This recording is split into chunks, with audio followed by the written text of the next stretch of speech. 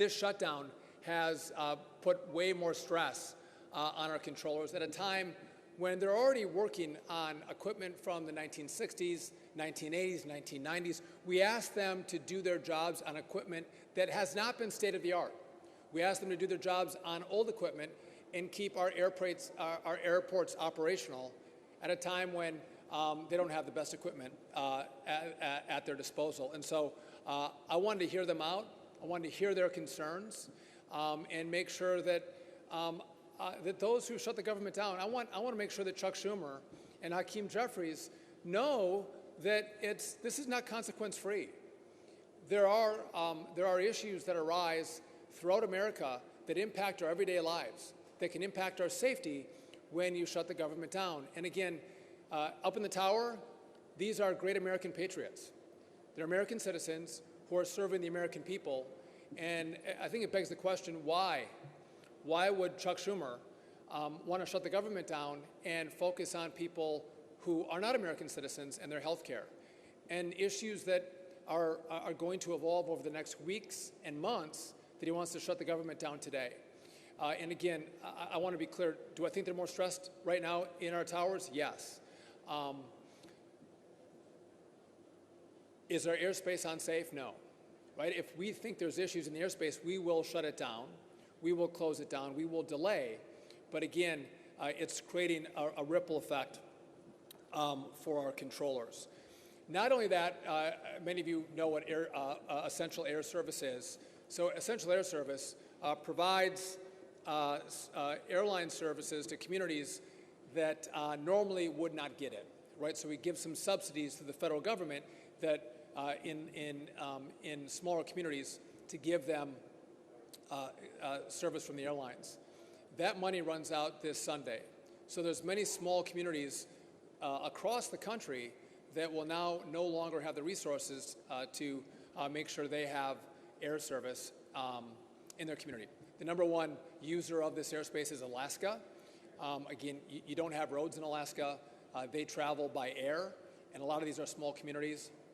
Alaska will be impacted, but every state across the country will be impacted by the inability to provide the subsidies to airlines to service these communities. Long-standing program, bipartisan support in the House and the Senate. It's an important program, but we don't have the money for that moving forward. One last point. Many of you have heard me talk about surging air traffic controllers, making sure we get more controllers through our academy in Oklahoma City. And then when they get out of the academy, they have to be trained up. And we have a lot of training facilities across the country, but the support staff that train those controllers when they're through the academy are at risk of being laid off. And so what this can do is we're trying to bring more air traffic controllers into the system so we have less delays, less cancellations. It's more challenging to get those students through the academy, but then also trained up in facilities like right here in Newark. So these can have longer lasting impacts at a time when we're trying to supercharge. This shutdown makes it more challenging for us to actually do our jobs. And again, this doesn't just end after the Democrats decide to open up the government. It has a longer lasting impact on our ability to make up the ground in the shortages that we have right now with air traffic controllers. So this is having great impact, great concern, great stress on our system at a time when we're trying to reduce the stress. We're trying to improve the efficiencies. We're trying to increase controllers. We're trying to modernize our airspace. All things that the American people care about. And this shutdown, again, that Chuck Schumer wants to have because he wants to fund illegals' health care, makes no sense to me. I think he cares more about, and should care more about, what happens right here in the New York airspace and across the country as we want to make sure we have air travel safe and controllers focused not on their mortgages, not on their next paycheck, not on food on the table, but actually on making sure you and your family are safe. And so with that, again, I'm delighted to have the president of the Air Traffic Controllers Union, NATCA, Nick Daniels, here with me. He's going to say a few words, then we'll go to Frank McIntosh from the FAA to say a few words, and then we're happy to take any questions from all of you. Nick? So good afternoon. I am Nick Daniels. I am the proud president of NATCA, the National Air Traffic Controllers Association. I want to start with saying that I'm going to leave the political discussions for the politicians during this shutdown. Today, I'm proud to speak on the behalf of the dedicated American worker who operates the national airspace system and ensures the safety of over 3 million passengers and tons of cargo each and every day. I'm here to advocate for the end to the shutdown. We need to bring this shutdown to a close so that the Federal Aviation Administration and the committed aviation safety professionals can put this distraction behind us and completely focus on their vital work. This work does include fulfilling Secretary Duffy's goals of accelerating the hiring of air traffic control, as he just spoke about, and modernizing our air traffic control system. Both initiatives are long overdue and require our immediate and our full attention. We do not have the luxury of time. We do not have time to waste on the unnecessary distractions created by this shutdown. So our message is clear: end the shutdown. Thank you very much.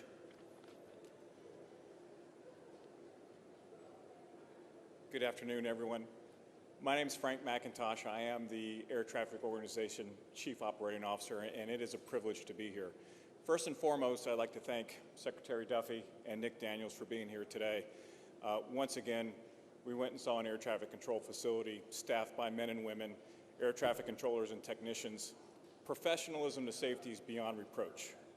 And you see that amidst a very difficult time, a time of confusion where they show up, come to work, and keep people safe.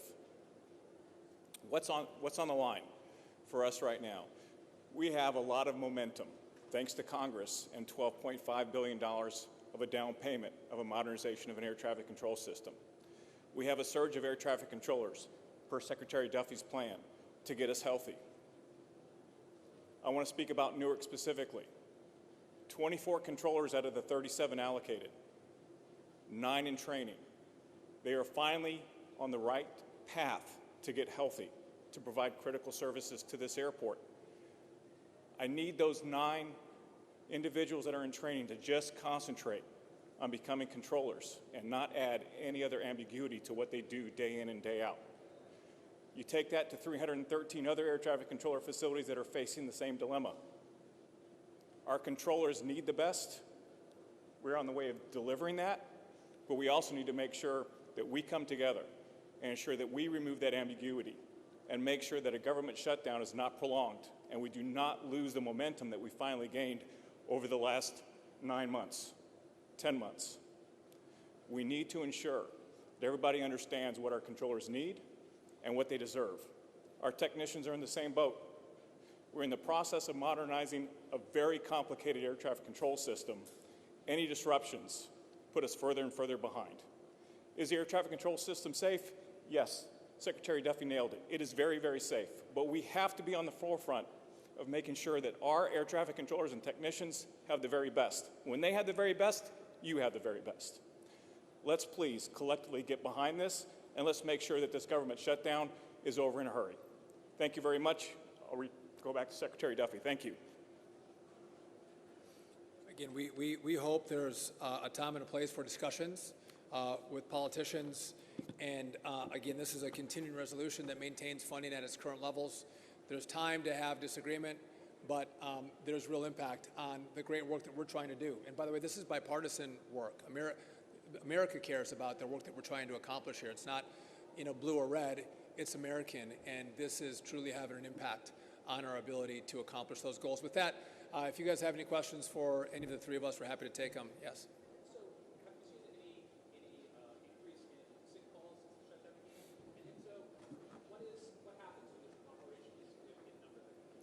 So we're tracking sick calls, sick leave, and have we had a slight tick up in sick calls? Yes. And then you'll see delays that come from that, right? Because again, our priority, I want to see your flight not be delayed.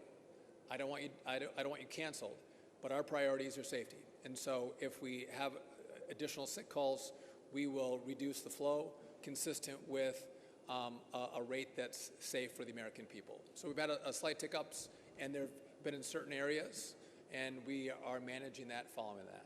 Yeah.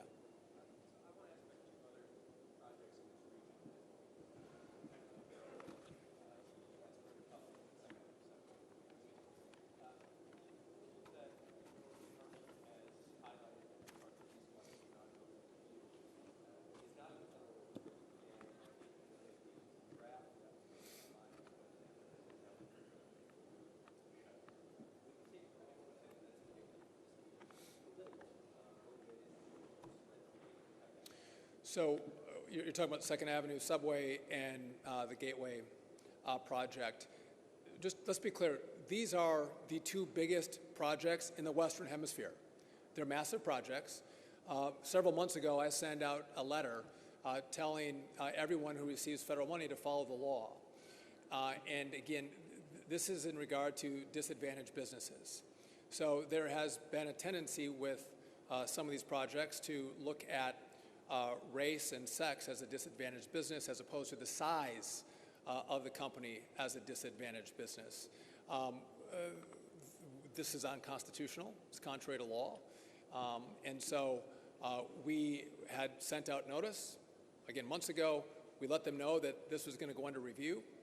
When the shutdown happened, our Civil Rights Division, most of it was furloughed, so the review process is going to take longer than what we would anticipate. So that's the process in which we're working through. And again, this is not shocking to anybody. We've expressed our concerns months ago, and now it was brought to fruition before the shutdown. And again, I don't want to see these. The president in his budget fully funded these projects. We're not trying to shut down these projects. To the contrary, we're trying to make sure these projects move forward and move forward fast. They're important. But the question is, why would Chuck Schumer, who says he cares about the projects, shut down the government so we don't have the staff to review the contracting authority used on these projects? And is it done constitutionally? Yes. So how long can the system run safely? So for essential air service, that is going to be impacted as of Sunday. It was going to be Thursday. We found some more money to put into it. We're trying to do the best we can to keep this process with minimal impact. The controllers have to show up for work, right? They have to come to work. They're part of our critical infrastructure. The problem is they're going to show up for work and they're not going to get paychecks. And like everybody here, these are working men and women who rely on their paychecks, and they set up their payments consistent with when their paychecks are going to come in. And they're going to do the work. They're not going to get the check. And again, they have bills they have to pay. So now they're thinking about that at the same time that they're controlling the airspace, which I don't like that. That is not, we want them to leave their personal problems at the door when they go into a tower or into a facility. And again, they've expressed those concerns to me. They're going to be there. They're going to continue to work. But they might actually have to take, someone was saying, I might have to pick up Uber. I work 6 days a week in the tower, and I might have to pick up some Uber jobs. So then they come in to work tired, exhausted, because they're trying to make that extra money to make ends meet, all the while working 6 days a week to keep you safe in the airspace. Yes?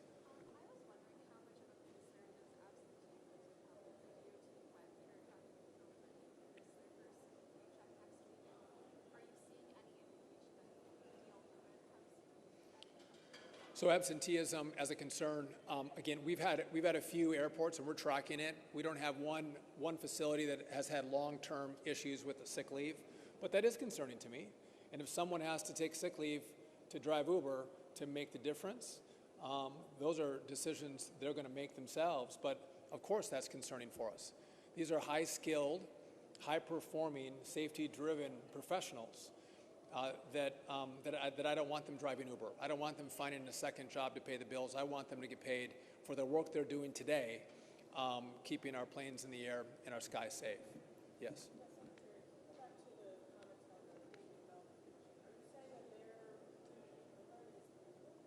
What I'm saying is it's up for review, right? And so there's been issues in New York not using it appropriately. Again, looking at the race and the sex of the business as opposed to the size of the business, which is what the law was intended for. And so we're going to do a review because of what's happened in the past in New York. And again, we've been quite clear with New York and with others that that's the review that we're going to undertake. And so it's happening right now. And again, it's going to take us a longer time because we don't have the staff that's been furloughed because of the shutdown to get through that review process. Yes?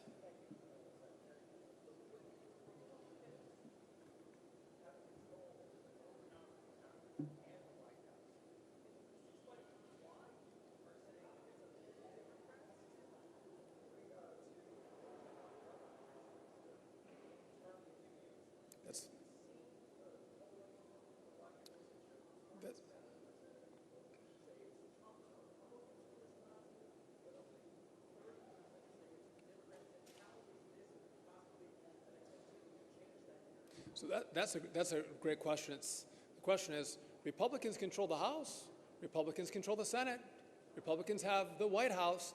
I know you know better than you know my answer is. You know the answer to this. In the House, Republicans passed a bill to fund the government, continue the funding levels, the funding streams that were in existence at the end of September. The problem you have in the Senate is that you have a filibuster rule. It's a 60-vote threshold. So Republicans by themselves cannot pass what the House passed. They actually need Democrats to vote with them to fund the government. And if Democrats say no, again, there's over 50% of senators in the Senate who have voted to fund the government. And by the way, it's been bipartisan. Several Democrats have voted to open up the government and to continue the conversations and negotiations. But when a majority of Democrats in the Senate say no, you can't get to that 60-vote threshold. So when I tell you that Democrats have shut down the government, it's Democrats who have withheld votes to prevent us in the Senate from getting to 60 votes, and therefore the government shuts down. So it's a 60-vote threshold, not a 50-vote threshold in the Senate. And again, if Leader Schumer wants to do a one-off and say, for this vote, you don't need Democrats, we'll just go with a simple majority, that's great. And it'll open back up. But he's using his leverage point of the filibuster rule to make sure the government stays shut down, because you can't get to 60 votes without Democrats. That's a problem. I haven't seen the polling to which you refer, but I look at this and go, Republicans, again, have tried to just continue funding at current levels. Republicans have tried that. Democrats have tried to say there's other things that we want in this bill. And again, it does beg the question, why are we so concerned about illegals' health care? Why is that an issue? Again, we should care about Americans. We should care about American citizens, Americans' air travel. That's who we were elected to represent. And so I think the Democrats are misguided in what their priorities are. And they should focus on the American people as opposed to those who've come to the country illegally. Yes.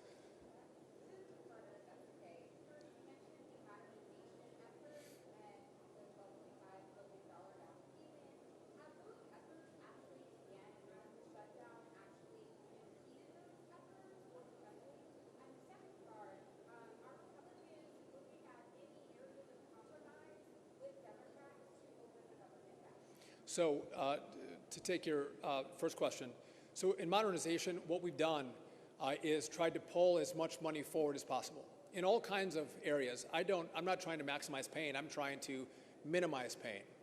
I'm trying to pull money forward and use money to make sure that we do all we can to function as well as possible. So we are continuing with the modernization effort. We're selecting an integrator, a project manager, that's going to help us with this. I don't want it, no offense, Frank, but I don't want the FAA to manage this project by themselves. They're not project managers. So we're hopeful that that selection is going to be made by the end of this month, and that work is continuing right now as we go through that selection process. I would just note that we do have $12.5 billion out of $31.5 billion. A key component of that money that I don't have is the money to build the new software. Again, I'm using like a Windows 95 or a Windows XP, if you guys are old enough to know what those systems are like. That's the genre of programming that we're using. I want a brand new system, a brand new software system to manage our skies. I need the Congress to give us that, the rest of the money. I need those resources. And by the way, the new software, it's going to take us a while to have it developed, and then it has to be debugged, and then it has to be deployed. So this is the longest time frame of the issues that I have to deal with, which is why the longer I wait, the longer it takes. And so I do hope, and by the way, this is bipartisan. We're talking about partisan shutdowns right now. Democrats and Republicans agree with this, and I'm hopeful that they will move quickly as we come in after the shutdown, whether at the end of this year or the start of next year, to get us those resources. In regard to compromise, what Republicans have said is, keep the current levels. Let's not change it. It's truly a continuing resolution. Just keep the government open and funded, and we have time to continue the conversations. But to be held hostage for health care for illegals, I don't think makes sense. again, I don't think that's a compromise that Republicans are willing to make. President Trump has talked about America First. And America First means let's work on housing and health care and food and air traffic and air travel for American citizens. But to stand up and say we're going to fund something for those who are not here lawfully, I think is a problem for Republicans and the president. Yes?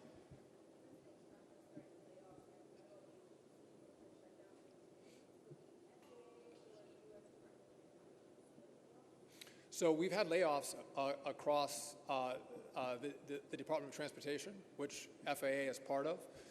But in regard to critical staffing positions, like air traffic controllers, they have not been laid off, right? But the Civil Rights Division that reviews issues with the big projects in New York, they have been laid off. So again, if it's critical infrastructure, critical jobs that maintain safety, whether it's on our roads, our rail, our bridges, our airports, those folks come to work. But they come to work without a guarantee that they're going to get paid, which is why they're so concerned as they're in these towers, controlling this airspace, thinking about what's going to happen in their own homes. Again, they're not wealthy. They don't have 3 or 4 or 5 months of cash sitting in their bank accounts. Like many of us, they go from one paycheck to the next, and they rely on that to pay the bills. And as of right now, that paycheck's not going to come, and that concerns them. Yes.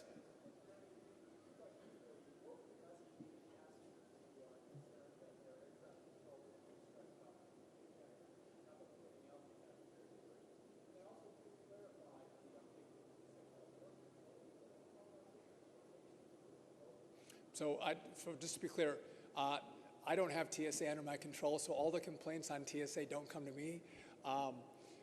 But in regard to controllers, yeah, there's controllers that have called out sick, so we're tracking it, and I don't have a continual problem in one area, right? There's been, one facility one day, another facility another day.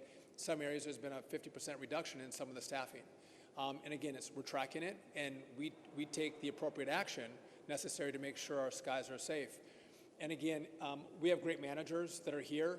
If we see there's issues in the tower that are affecting controllers' ability to effectively control the airspace, we'll reduce the rate, and you'll see more delays, or you might see a cancellation.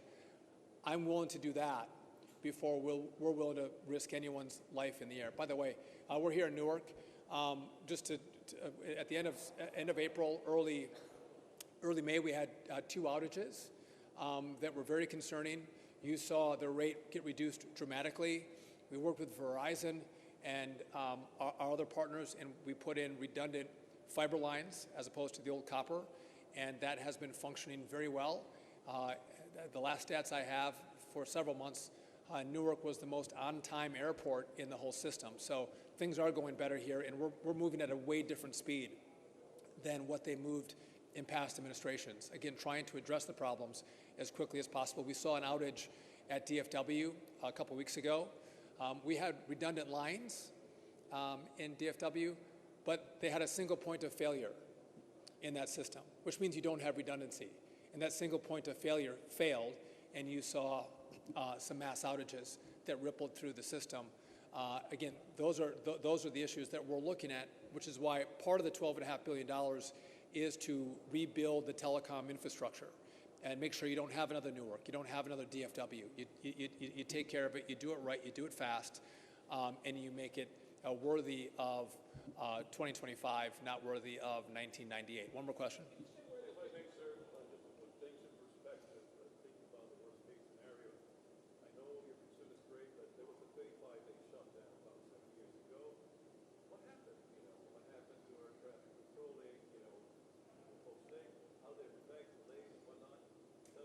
So again, shutdowns have an impact. They do have an impact. I think what's different here is, why are we shutting the government down, right? Are Republicans trying to put more things in the continuing resolution? No, they're trying to extend the funding of the government so negotiations can happen. Don't change a thing. Just continue the current funding levels, which, by the way, a lot of conservatives don't like, right? They might want to make changes themselves, but they said no. Just continue current funding. It's the Democrats who are trying to put in these ideological ideas of funding people who came here illegally and to fund their health care. And again, maybe older people don't care so much. You talk to younger people and talk about housing, affordability, health care, their ability to get a good job. The competition for housing, for health care, for jobs that happen when you bring illegals into the country is real for many Americans. And so, again, in this administration, we're going to put the American people first, the American people's priorities first, ahead of those who've come into the country unlawfully. And that's what President Trump and Republicans in the House and the Senate have said they're going to do.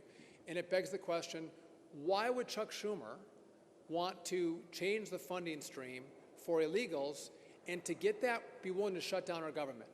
It doesn't make any sense. Again, illegals don't vote for Chuck Schumer. They don't. But citizens of New York do, and there's real impacts in New York and in New Jersey where we're at right now. And so I don't know what the strategy is. Again, continue the current levels of funding. Have a conversation. But don't try to take the American people hostage with a shutdown and make sure that controllers don't have their paychecks because that makes you feel better because you're fighting for illegals. Well, no. These controllers say, well, fight for us. Fight for my paycheck. I work hard for you, Chuck. Maybe you should work hard for me.